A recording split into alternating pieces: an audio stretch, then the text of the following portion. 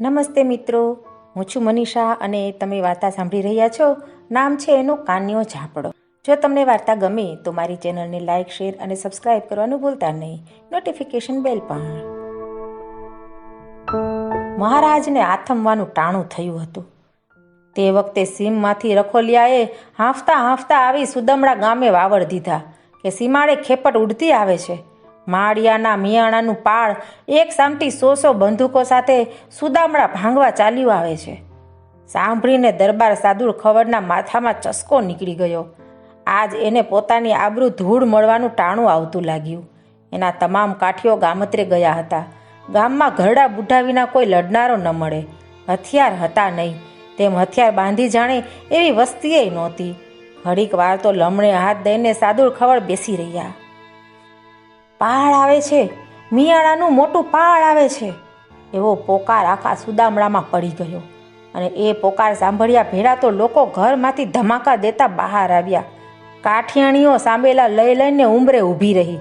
છોકરાએ પાણાની ઢગલીઓ કરી. શત્રુઓની સામે ધીંગાણું મચાવવા ટોળે વળ્યા. કોઈએ કહ્યું, બાપુ મૂંઝાઈને બેઠા છે, હથિયાર નથી, માણસ નથી, ગામ લૂંટાશે, બાયુને માથે તરકડાઓનો હાથ પડશે એટલે બાપુ તલવાર ખાઈને મરશે. અરે મર્યા મર્યા, અમે શું ચૂડિયું પહેરી છે? નાના નાના ટાબરિયા અને ખોખરતા જ બુઢા બોલી ઉઠ્યા. અને અમે ચૂડલિયુંની પહેરનારી શું તાણી કાઢેલ છીએ તે અમે અમારે માથે પારકાના હાથ પડવા દેશું? અમારો ચૂડલો જેને માથે ઝીંકશું એની ખોપરીના કાચરા નહીં ઉડી જાય? જાઓ બાપુ પાસે અને એને હરમત આપો. વસ્તીના જે 10-20 માણસો હતા તે સાદુળ ખવડની ડેલીએ ગયા.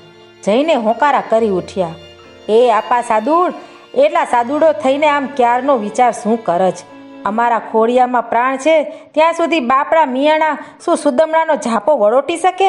અરે હથિયાર બાંધ, તારા ગામની બાયડીયું કછોટા વાળીને ઊભી થઈ ગઈ છે.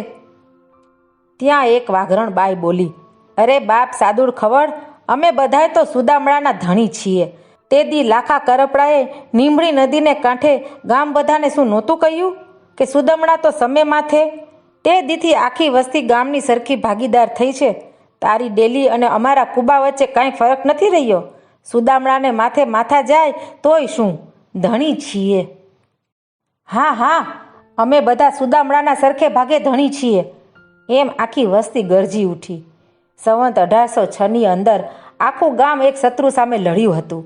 તે દિવસથી જ સમે માથે સુદામડાના કરાર થયેલા, એટલે કે આખી વસ્તીને સરખે ભાગે ગામની જમીનની વહેંચણી થઈ હતી. તે વાત ગામની વાગણ પણ નહોતી વિસરી. એક ઝાપડો પણ તે વખતે ત્યાં ઊભો હતો. એની સામે આંગળી ચીંધીને એની વહુ કહેવા લાગી, અને એ સાદુળ બાપુ, આ મારો ધણી કાન્યો તમને સુરાતન ચડાવવા બુંગીઓ વગાડશે. એ સુદામડાનો ભાગીદાર છે. અને રોયા, સુદામડા સારું જોતું આજ મરીશ નહીં ને તો હું તને ઘરમાં નહીં ઘાલવા દઉં. ઝાપડો હસ્યો, કાંઈ બોલ્યો નહીં, પણ ગળામાં કોઠી જેવડો ઢોલ ટાંગીને પોતાના રાઠોડી હાથે તરઘાયો વગાડવા માંડ્યો. એની જોરદાર દાંડી પડી એટલે જાણે કે આસમાન ગુંજવા લાગ્યું. એનું નામ હતું કાન્યો ઝાપડો. એલા ગાડા લાવો, જટ ગાડા ભેળા કરો, એવી હાકલ પડી. કાનિયાને તરઘાએ કાયરને છાબરે પણ હરી આવ્યા. હડેડાટ કરતા ગાડા આવી પહોંચ્યા. ધબોધબ ગામના ઝાપા બંધ થયા અને ઝાપા આડા આખા ગામના ગાડા ઠાંસી દીધા. એની આડા 10-10 માણસો તલવાર લઈને ઊભા રહ્યા. ઝાલર ટાણું થઈ ગયું. ગામનો બાવો ધ્યાન ધરીને ઠાકર મહારાજની આરતી ઉતારતો હતો. 5 શેર પિત્તળની એ ઉજળી આરતીમાંથી 10-10 જ્યોતના જડેરા ઠાકર મહારાજના મોઢા ઉપર રમવા માંડ્યા. ટપુડિયા છોકરા હાંફતા હાંફતા ચોરાના એ તોતિંગ નગારા ઉપર દાંડીના ઘા દેવા લાગ્યા. અને બીજી બાજુ ઝાપા બહાર આછા આછા અંધારામાં નીમડી નદીને કાંઠે દુશ્મનોની બંદૂકની જામગરીઓ ઝબૂકવા લાગી. ઓલી વાઘરણનો કૂબો બરાબર ઝાપાને પડખે જ હતો.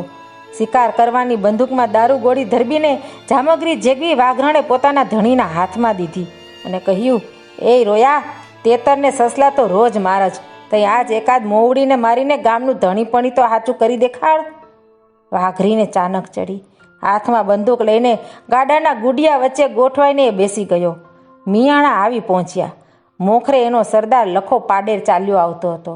લખા પાડેરના હાથમાં જે જામગરી જગતી હતી એના અજવાળામાં એની રાક્ષસી કાયા બરાબર દેખાતી હતી. એને દેખતા જ કુબાને ઓટે ઊભા ઊભા વાઘરણે વાઘરીને ચીસ પાડી, એ પીટિયા, જોઈ શું રહ્યો છો? દે દે, ઈ મોવડીના કપાળની ટીલડીમાં નોંધીને કર ભડાકો ને કાચલા કરી નાખ એની ખોપરીના. દે ઝટ, 4 જુગનું તારું નામ રહેશે. પણ વાઘરીના હાથ કંપવા માંડ્યા. બંદૂક ફોડવાની એની છાતી ન ચાલી. માથી વીજળી પડી હોય એવો એ ત્યાં ને ત્યાં સજ્જડ થઈ ગયો. તે વખતે એક સુતાર હાથમાં હાથલો લઈને ઊભો હતો. કાન્યાએ તરઘાયા ઢોલ ઉપર દાંડી નાખી. ત્યાં સુતારનું સત જાગી ગયું. એના મનમાં અજવાળું થઈ ગયું. હાય હાય, હુંય સુદામડાનો સરખો ધણી અને આવો લાગ જાય છે. એણે દોટ દીધી. વાઘરીના હાથમાંથી બંદૂક ઝૂંટવીને એણે ખભે ચડાવી. લખા પાડેના કપાળ સામે નોંધી દાગી અને હુડ દેતી ગોળી છૂટતા જ લખાની ખોપરીમાં ફડાક અવાજ થયો.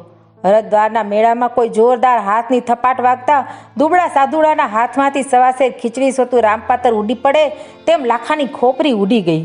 જીવતરમાં પહેલી જ વાર હાથમાં બંદૂક ઝાલનારાએ સુતારે રંગ રાખી દીધો. અને પછી તો દ્યો દ્યો એમ દેકારો બોલ્યો. પાડેરો પડ્યા અને અંધારામાં મિયાણા આકુળ વ્યાકુળ થયા. મનમાં લાગ્યું કે ઝાપામાં કોણ જાણે કેટલાય જોધાઓ બેઠા હશે. ગોકીરો પણ કાળા ગજબનો થઈ પડ્યો. પથરા છૂટ્યા.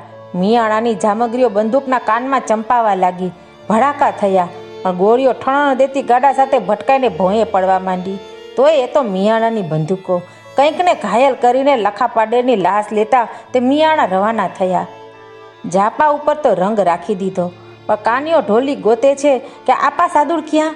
ઝાપે ડંકતા ડંકતા જે ઘાયલો પડ્યા હતા તે કહે, કાનિયા, આપા સાદુડને ગોત, એને બચાવજે. કાનિયો ઢોલી ધણીને ગોતવા લાગ્યો. હાથમાં ઉઘાડી તલવાર લઈને આપો સાદુડ ગઢની રાંગે રાંગ અંદરથી તપાસતા તપાસતા ચાલ્યા જાય છે. બીજું કોઈ આદમી એની પાસે નથી. એને ફડકો હતો કે ક્યાંક શત્રુઓ ગઢ ઉપરથી ઠેકીને ગામમાં પેસી જશે. મિયાણા પણ બહારને રસ્તે બરાબર ગઢની રાંગે રાંગે ચાલ્યા જતા હતા. એવામાં તેઓએ ગઢની દિવાલમાં એક નાનકડું ગરનાળું દીઠું. લાગ જોઈને મિયાણા અંદર પેસવા લાગ્યા અને પડખે હાડકાનો એક મોટો નળો પડ્યો હતો. એ ઉપાડીને મિયાણાએ આપા સાદુડને માથે ઝીંક્યો. પહેલવાન મિયાણાના પ્રચંડ ઘાયે આપો સાદુડ બેહોશ બનીને ધરતી ઉપર ઢળી પડ્યા.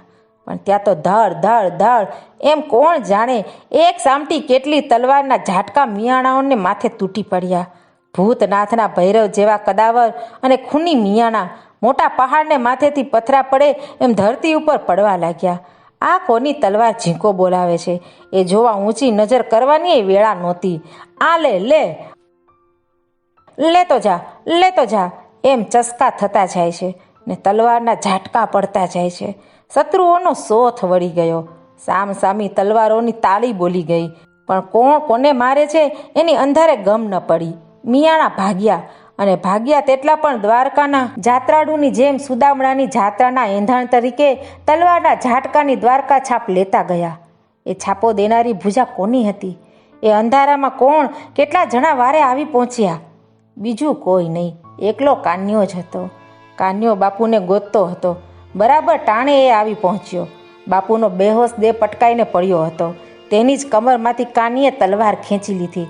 એણે એકલાએ દેકારો બોલાવ્યો. સુદામડાને સૌથી વધુ બચાવનાર એ કાન્યો હતો. આપા સાદુની કળ ઉતરી. એણે આંખો ઉઘાડી. પડખે જુએ ત્યાં 25 ઘામાં કટકા થઈ પડેલો કાન્યો પડ્યો છે. બાપુ, સુદામડા, એટલું જ એ બોલી શક્યો. પછી એના પ્રાણનો દીવો ઓલવાઈ ગયો. સવારે ચોરામાં ડાયરો ભરાણો. મરેલાઓને દેન દેવાની તૈયારી થતી હતી. બધી લાશો સામે પડી હતી. એ ટાણે માણસોનો અફસોસ ઉડાડવા ગઢવીએ પોરસના વેણ કાઢ્યા.